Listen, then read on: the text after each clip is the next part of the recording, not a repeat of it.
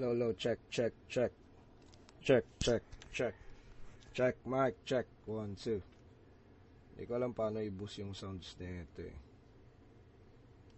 Paps, bali dito sa sukat mo, i-review ko ngayon. Sa walls muna tayo para para katay-katay. Kasi ang una ko naman tinitignan dyan, finish schedule.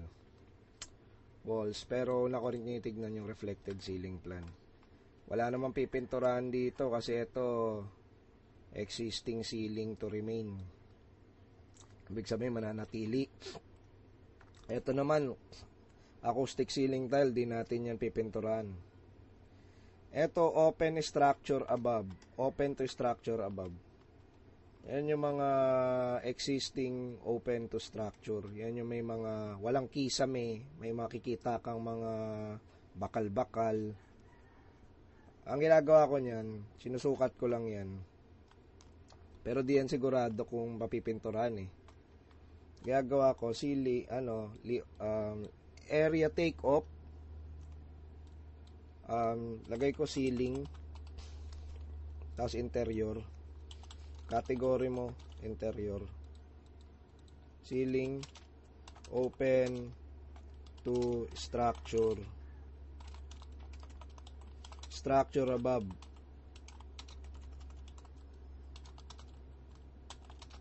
Unsured if to be paint. Not mentioned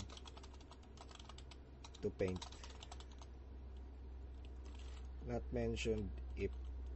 Ayan, kahit gano'n lang, not mentioned to paint.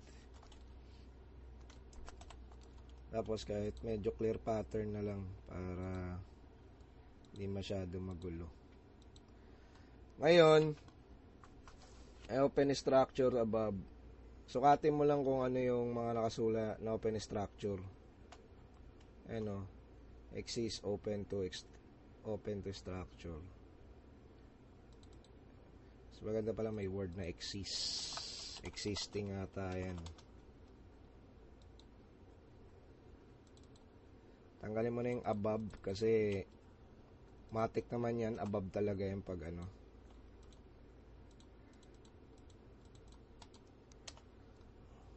Sukatin mo lang kasi di natin sure, baka malay mo papinturahan.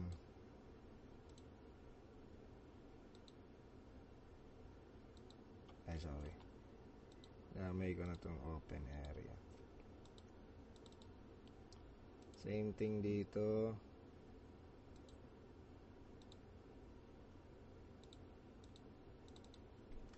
Dito rin. Kasi baka may pintura, baka i-dry fall namin yan eh. Hindi naman sinasabi.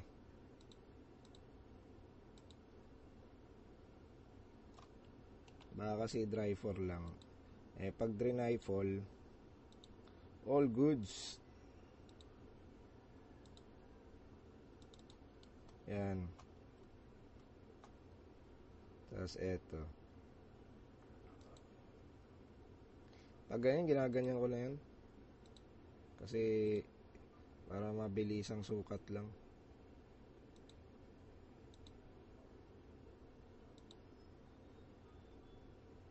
Wait lang. Hindi naman alam kung pader yan eh. Pader ba to? Existing. Hindi siya pader eh. Parang bulkhead yan eh. Gaya yan sa reflected. Pag wala kang nakitang gypsum board, open structure lang. Mga open structure lang. Ito wala kasing note eh. Walang note eh. Ito may note. Exist open structure. Existing men's room. Existing. Ito wala palang sinabi to, no? Open structure above.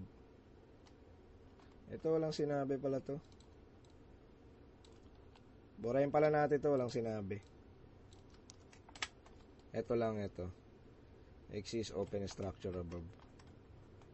Kasi di natin alam kung pipinturahan ba yan o hindi. Ito, yan. Exist open structure above.